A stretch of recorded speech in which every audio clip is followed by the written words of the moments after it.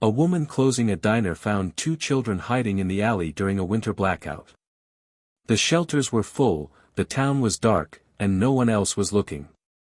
What she did that night would change all three of their lives in ways none of them could predict. The power failed just after sunset, not dramatically, just a flicker, then nothing. Hollow Creek went dark block by block, street lamps dying, storefronts going black, and the cold settling in like it had been waiting. Within an hour, the emergency shelters were at capacity and the phone lines jammed. By the time the diner closed early, most people had already fled home to wait out the storm. Naomi Carter locked the front door by candlelight, pulled her scarf tight, and stepped into the wind. The bell above the door gave one last jingle before the night swallowed it. She made it 3 steps before she heard something. Not footsteps. Something quieter. More careful. Behind the dumpster, 2 shapes pressed against the brick wall. Cardboard beneath them. Plastic bags clutched close. A stifled cough that tried too hard to stay silent. Naomi stopped walking. The boy saw her first. His shoulders went rigid, ready to bolt. The girl stayed tucked behind him, hands lost in sleeves that hung past her knuckles. Neither could have been older than 12. "What are you doing back here?" Naomi kept her voice soft. The boy's jaw tightened. "Just waiting." "For who?" He looked down the empty alley, then at the frozen ground. "They evacuated our building this morning." "Condemned." "Our caseworker was supposed to come, but with the blackout and everything." He trailed off. Naomi's chest went tight. She'd heard about it on the radio, an apartment complex on the east side, emergency evictions, heat code violations, families scattered with nowhere ready to receive them. These two were orphans, she realized. Temporary oversight from social services, and in the chaos of the blackout, they'd fallen through the cracks. "You can't stay out here," she said quietly. The girl's eyes widened slightly, hopeful but afraid to show it. Naomi looked at them for a long moment, then made her decision. "Come with me. You're staying at my place tonight." Her apartment was small but warm. 1 bedroom for her, a spare room she barely used, and a kitchen that smelled faintly of the tea she'd made that morning before work. She showed them the spare room, just a twin bed and an old couch, but clean. She pulled extra blankets from the closet and set them down gently. "Bathrooms down the hall," she said. "And I'm going to make you something to eat." In the kitchen, she worked quickly. Scrambled eggs, toast, hot cocoa. Nothing elaborate, just warm and filling. She set the plates on her small table and called them out. They ate like they hadn't seen food in days. Maybe they hadn't. "What are your names?" Naomi asked softly. The boy looked up, hesitant, then decided. "Jordan. This is my sister, Maya." "Jordan and Maya," Naomi repeated, committing them to memory. "I'm Naomi." Maya managed a small smile. "Thank you for letting us stay." "You're welcome here," Naomi said simply. "Tonight, you sleep. Tomorrow, we'll figure things out." That night, after they'd gone to bed, Naomi sat at her kitchen table with a cup of tea she didn't drink. She thought about calling someone, making sure this was handled properly. But the phones were still down, and honestly, she didn't regret her decision. Some nights, you just do what needs doing. The next morning, Naomi helped them get in touch with their caseworker.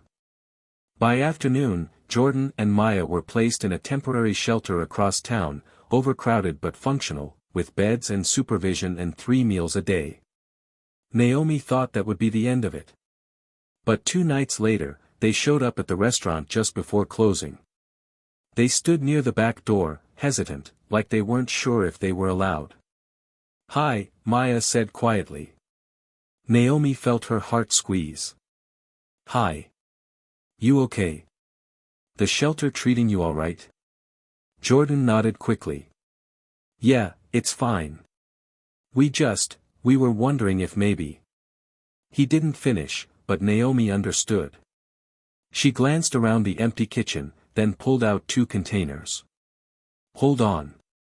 She packed what was left from the evening, a portion of meatloaf, mashed potatoes, green beans, 2 rolls. She paid for it out of her own pocket, slipping bills into the register like she'd done it 100 times before. Here, she said, handing over the containers. You eat this tonight, okay? Maya's eyes welled up. Thank you. They came back the next week. And the week after that. Always after closing. Always polite. Always grateful. Naomi started planning for them, setting aside portions before the kitchen closed, making sure there was enough. She never made them feel like a burden. Never asked too many questions. One evening, Jordan lingered after Maya had taken the food. I could help you, he said. Clean up. Take out trash. Something. Naomi shook her head gently. You don't owe me anything. It doesn't feel right, he said, his voice tight. Just taking. She knelt down so they were eye level. Jordan, listen to me. You're not taking anything. I'm giving it. There's a difference. And you don't need to earn kindness. It's not a transaction. He looked at her for a long moment, then nodded slowly. After they left that night, Naomi stood in the doorway and watched them disappear into the dark. She still didn't know where this was going, or how long it would last. But she knew she wasn't going to stop. Winter loosened its grip slowly, snow turning to slush, then to rain, but the children kept coming. Less regularly now. Every few nights instead of every night. Naomi learned not to expect them, only to be ready when they appeared. One evening, the girl stepped forward first. She held out something small, wrapped in torn grocery bag paper. Naomi unfolded it carefully. Inside was a keychain, twine braided around a flattened bottle cap, painted with uneven streaks of faded blue. We made it for you, the girl said softly. So you won't forget us. Naomi's throat tightened. I won't. The boy watched her face, searching for proof that she meant it. That night, after they left, Naomi slipped the keychain into her coat pocket. It stayed there. They came one last time on a Sunday morning. Not through the alley this time, but through the front door. The diner was between shifts, mostly empty except for a couple finishing coffee at the counter. Naomi looked up from wiping tables and froze. They looked different. Clean clothes that actually fit. Hair combed. The girl wore a jacket with a hood that wasn't torn. The boy stood straighter, though his eyes held the same watchful quality. Hi, the girl said, almost shy. Naomi set down her rag and walked over slowly, like they might disappear if she moved too fast. Hi, she managed. The boy shifted his weight. We wanted to say thank you. And goodbye. Goodbye. Our aunt, the girl said, the words tumbling out. She's our mom's sister. She lives in Oregon. She saw our picture in the paper, from the evacuation, and she found us. She's taking us to live with her. Naomi's chest squeezed tight. That's wonderful. We leave tomorrow, the boy added. His voice was steady, but his hands were tucked in his pockets, fingers probably curled into fists. For a moment, no one spoke. Then Naomi knelt down, the way she had that first night in the alley, and opened her arms. The girl came first, wrapping her thin arms around Naomi's neck. Then the boy, more hesitant, but just as tight when he finally let himself. You're going to have a good life, Naomi whispered, her voice thick. You're going to be okay now. Because of you, the girl said into her shoulder. Naomi shook her head slightly, but didn't argue. She held them both a little longer, memorizing the weight of them, the warmth. When they finally pulled back, the boy reached into his pocket and pulled out a folded piece of paper. That's her address, he said. In case you ever want to write. Naomi took it, her fingers trembling slightly. "I will." The girl looked up at her with red-rimmed eyes. "What's your name?" "Your real name." "We never asked." "Naomi," she said, smiling through the blur. "Naomi Carter." "I'm Maya," the girl said. "And this is my brother, Jordan." "Maya and Jordan," Naomi repeated, like a prayer she needed to remember. They stayed a few more minutes, talking about small things, the bus ride, the new school they'd go to, the room they'd share at their aunt's house. Then, too soon, they had to leave. Naomi watched them walk down the sidewalk, turning back twice to wave. She stood in the doorway long after they disappeared around the corner, one hand pressed to her chest, the other clutching the piece of paper with an address she would never lose. Time moved the way it always does, forward, whether you're ready or not. Naomi's mother passed 2 years later, peacefully, with Naomi holding her hand until the very end. The grief was heavy, but so was the gratitude. Her mother had lived long enough to see her daughter open her own place. It was small, just a corner lease in a brick building on the quiet side of Hollow Creek. The rent was manageable then, the landlord reasonable. Naomi called it Naomi's table, and it became exactly what she'd hoped, a place where food was honest, portions generous, and no one was ever turned away hungry if she could help it. She kept the keychain in a drawer behind the register, beneath receipts and spare change. And she kept the piece of paper with the Oregon address tucked in the back of her wallet. She wrote to them twice. Both times, letters came back, Maya's handwriting looping and enthusiastic, Jordan's smaller and more careful. They told her about school, about their aunt, about feeling safe for the first time in a long time. The letters slowed, then stopped. Life moved on, the way it does. But Naomi never stopped thinking about them, wondering if they were okay, if they remembered her the way she remembered them. It started with her husband's accident. David had been driving home from a late shift when a truck ran a red light. He survived, but the medical bills didn't stop. Surgery, rehab, medications that insurance only partially covered. Naomi juggled payments, stretched every dollar, worked longer hours. Then the building changed hands. The new owner was a property management company, no face, no name she could appeal to, just a corporate entity that raised her rent by 30% with 60 days' notice. When she asked for more time, they sent her a template email about market rates and business decisions. She tried. She cut costs everywhere she could. Let go of her part-time help. Stopped ordering from the more expensive suppliers. Started coming in earlier and staying later to do the work herself. But it wasn't enough. The eviction notice came on a Wednesday, taped to the door when she arrived in the morning. 30 days to vacate the premises. She stood there reading it 3 times, the words blurring as her vision swam. Around her, the morning light filtered through the windows she'd cleaned just yesterday. The smell of yesterday's bread still lingered faintly in the air. This place had been her second chance. Her way of giving back. And now it was ending. She told her regulars first. Word spread quickly after that. People came by to say goodbye, to hug her, to tell her how much the place had meant. Some left tips they couldn't afford. Others just sat quietly, nursing coffee, not ready to let go yet. Naomi kept working, kept smiling, kept moving so she wouldn't have to feel it all at once. By late afternoon, the dining room had mostly cleared. Just a few stragglers finishing their meals. She was boxing up dry goods from the kitchen, trying to figure out what to do with everything, when she heard the bell above the door. She almost didn't look up. "We're closing early today, I'm sorry." "Naomi?" The voice stopped her cold. She turned slowly. A young woman stood just inside the doorway. Late 20s, professional clothes, dark hair pulled back. Beside her, a young man in a pressed shirt and jacket, taller now, but with the same watchful eyes. Naomi's breath caught. "Maya?"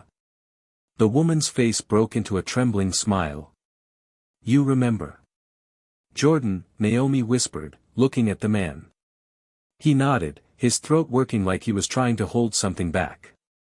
For a moment, nobody moved. Then Naomi crossed the room in 3 quick steps and pulled them both into her arms. Maya started crying first. Then Jordan. Then Naomi. They stood there in the middle of the empty restaurant, holding each other like they were the only 3 people in the world, while 15 years collapsed into nothing. They sat at a corner table, the one with the best light, and tried to catch up on a decade and a half in the space of an hour.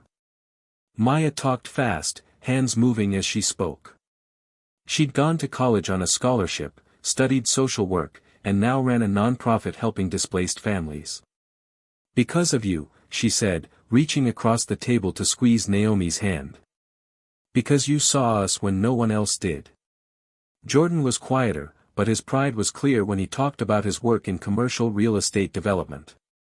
Started as an assistant, worked my way up. I'm a partner now in a small firm.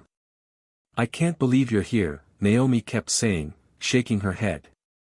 I can't believe it's really you. We tried to find you a few years ago, Maya said. But you'd moved from the diner, and we didn't know where. And then last week, Jordan cut in, I was reviewing some property acquisitions for our firm. This building came across my desk. I saw the name of the business, Naomi's Table, and I just knew. Naomi felt her throat tighten. This building? Jordan nodded slowly. We needed to be sure it was you first. So we came. Maya's eyes welled up again. And we got here just in time, didn't we? We saw the notice on the door. Naomi looked down at her hands. Yeah. Last day is next week. Why? Jordan asked. What happened? So she told them. About David's accident. The medical bills. The rent increase she couldn't keep up with. The company that wouldn't negotiate. She tried to keep her voice steady, factual, but it cracked anyway. I tried everything. It just wasn't enough. Maya and Jordan exchanged a look. Naomi, Jordan said carefully. The company that owns this building? That's us. She blinked. What? Our firm acquired this property 3 weeks ago, he continued. Along with 4 others in the district. When I saw your name, I convinced my partners to let me handle this one personally. Naomi's heart was pounding now, too loud, too fast. I don't understand. Maya leaned forward, taking both of Naomi's hands in hers. You gave us everything when we had nothing. You fed us. You saw us. You made us believe we mattered. We can't repay that, Jordan said, his voice rough. But we can do this. He pulled an envelope from his jacket and placed it on the table between them. We're not evicting you, he said. We're revoking the rent increase. Actually, we're revoking the rent entirely. Naomi stared at the envelope. What? This building is yours to use, Maya said softly. For as long as you want it. No rent. Just a request. Keep doing what you're doing, Jordan finished. Keep feeding people. Keep being the person who sees those who need to be seen. Naomi couldn't speak. Couldn't breathe. Her hands shook as she reached for the envelope, opened it, and saw the lease agreement inside. Modified terms. $0 monthly rent. Her name as the sole tenant. You can't, she whispered. This is too much. It's not even close to enough, Maya said, her voice fierce now. You changed our lives, Naomi. You gave us a future. Let us give you one back. The tears came then, hot and fast and unstoppable. Naomi pressed her hands to her face, shoulders shaking. Jordan and Maya moved around the table, wrapping their arms around her the way she had once wrapped hers around them. We've got you, Maya whispered. Just like you had us. Word spread quickly after that. The restaurant didn't close. The eviction notice came down, replaced by a small plaque near the entrance, a place of kindness, in honor of second chances. Naomi kept cooking. Kept opening the doors every morning. Kept making sure no one left hungry. But now, once a month, Maya drove up from the city to volunteer in the kitchen. And Jordan stopped by whenever he was in town, usually with some excuse about checking on the building, though they all knew he just wanted to sit at the corner table and eat Naomi's cooking. The keychain stayed in the drawer behind the register, but Naomi took it out more often now. Sometimes she'd hold it while she worked, running her thumb over the faded blue paint, marveling at how something so small had managed to hold so much. One evening, after closing, Naomi stood in the doorway and looked out at the street. The same street where two children had once huddled in the cold. The same alley where she'd made a choice that changed everything. She thought about her mother, about David healing at home, about Maya and Jordan and the strange, perfect circle that life sometimes makes. The restaurant would stay open. The doors would remain unlocked. And the kindness would continue, multiplying in ways she'd never fully understand. Because sometimes, what you give away finds its way back. If quiet acts of kindness still matter to you, share this story with someone who needs to remember that goodness grows in ways we can't always see.